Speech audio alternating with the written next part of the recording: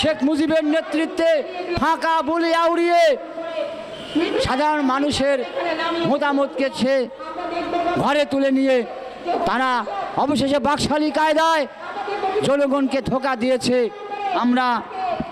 আমরা এই সকল ধোঁকাবাজদেরকে আর দেখতে চাই না। সংগ্রামী বন্ধুগণ, আমরা অবশেষে কি পেলাম? 90 সালের এরশাদ বিরোধী আন্দোলনে প্রথম সারিতে জীবন দিয়েছে এদেশের খেটে খাওয়া মানুষ, বাম প্রগতিশীল শ্রমিক কর্মচারী ছাত্র জনতা ভাইয়েরা। সংগ্রামী বন্ধুগণ, আমরা মনে করেছিলাম এবারকার এই আন্দোলনেও মেহনতি মানুষ মুক্তি পাবে, কিন্তু আমরা কি পেলাম? অবশেষে 91 সালের এই তথাকথিত নির্বাচনে সেই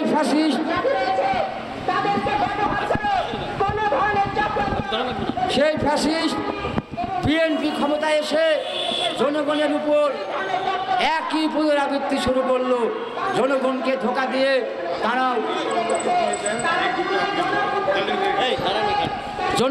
তারাও দমন পীড়ন অব্যাহত রেখেছিল। সংগ্রামী বন্ধুগণ, আপনারা জানেন বিগত বিএনপির আমলেও শ্রমিক কর্মচারীরা তাদের জীবন জীবিকা নিয়ে আন্দোলন করতে গিয়ে 17 জন কৃষক গুলিবিদ্ধ হয়ে মৃত্যুবরণ করেছিল এবং সারের আন্দোলন করতে গিয়ে 18 জন কৃষক মৃত্যুবরণ করেছিল। সংগ্রামী বন্ধুগণ, তাহলে মেহনতি মানুষের মুক্তি কোথায়? তাই আমি বলবো, আসুন, মেহনতি মানুষের মুক্তির পথ একটাই, বিপ্লবী গণ অভ্যুত্থান। শহরের শ্রমিক, গ্রামের কৃষক আজ যুগপথ আন্দোলন করে শ্রমিক রাজ, কৃষক রাজ আমরা কায়েম করতে পারলেই কেবল মেহনতি মানুষের মুক্তি সম্ভব। অন্য কোনো পথে মেহনতি মানুষের মুক্তি কখনোই আসবে না। আমরা তা বিভিন্ন বিপ্লবের মধ্য দিয়ে, বিভিন্ন গণ অভ্যুত্থানের মধ্য দিয়ে, বিভিন্ন নির্বাচনের মধ্য দিয়ে আমরা উপলব্ধি করতে পারলাম। সংগ্রামী বন্ধুগণ, দেখুন, সব সরকারের আমলেই বলেছে কৃষক বাঁচাও দেশ বাঁচাও। আরে কৃষক বাঁচাও দেশ বাঁচাও বললে তো আর কৃষক বাঁচে না। কৃষক বাঁচাতে হলে কৃষকের জমি দরকার, কৃষি উপকরণ দরকার, কৃষিতে সেচ প্রকল্প দরকার। আজকে এ যাবৎকালে যারাই ক্ষমতায় এসেছে, ভূমি ব্যবস্থার কি পরিবর্তন হয়েছে? কত খাস জমি দেশে আছে তার কোনো হিসাব করেছেন? সেই খাস জমি কি প্রকৃত ভূমিহীনরা পেয়েছে? তার হিসাব কি করেছেন? এবং সেই সব হিসাব করে সুষ্ঠু বিলি বন্টন করে কৃষকদের মাঝে কি আপনারা সেটা ব্যবস্থা করতে পেরেছেন? তাহলে কি কৃষক বাঁচে কি দিয়ে? আজকে দেখেন, বর্তমানে আপনারাই হিসাব করেছেন 40 থেকে 45 কেজি উৎপাদন খরচ পড়েছে, 1 কেজি উৎপাদন খরচ পড়েছে পেঁয়াজ উৎপাদনে। আর আজকে আমরা বাজারে বিক্রি করতে পেরেছি 30 থেকে 32 টাকায়, কখনো কখনো 25 থেকে 28 টাকায়। তাহলে বছরের পর বছর কৃষক এই লোকসান খেয়ে জমি বিক্রি করতে করতে ভূমিহীনে পরিণত হচ্ছে এবং সেই জমির মালিক হচ্ছেন শহরের বাড়িওয়ালা, গাড়িওয়ালা, টাকাওয়ালা, ব্যবসায়ী, লুটপাটকারীরা। সংগ্রামী বন্ধুগণ, তাহলে কৃষক কি দিয়ে বাঁচে? টাকা বলি আউড়িয়ে তো আর কৃষক বাঁচানো যায় না। সংগ্রামী বন্ধুগণ, আমাদের সেই সময়কে আমাদের রাষ্ট্রনায়ক এরশাদ সাহেব বলেছিলেন 68,000 গ্রাম বাঁচলে বাংলাদেশ বাঁচবে। আরে 68,000 গ্রাম বাঁচনেওয়ালা, 68,000 গ্রাম বাঁচনেওয়ালা আপনারা কি করেছেন? আর 9 বছরের স্বৈরশাসনে গ্রামে কৃষকদের মাঝে গিয়েছেন, কৃষকদের, শ্রমিকদের ভাগ্য পরিবর্তনের জন্য সংসদে কোনো বিল উত্থাপন করেছেন, কোনো বিল পাশ করেছেন? আমরা তা মনে করি না। আপনাদেরকেও সেই ফাঁকা গুলি এদেশের মানুষ হাড়ে হাড়ে উপলব্ধি করেছে।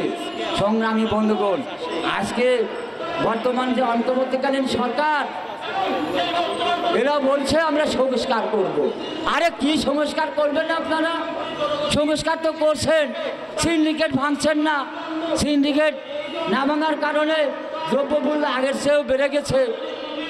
আইন বিভাগকে আপনারা পরিবর্তন করবেন, কি করলেন? আপনাদের আমলেও তো মানুষ খুন হচ্ছে, আপনাদের আমলেও তো শিশু কিশোর ধর্ষিত হচ্ছে এবং ধর্ষণের পরে মৃত্যুবরণ করছে। কই আপনাদের বিচার, কই আপনাদের বৈষম্য দূর?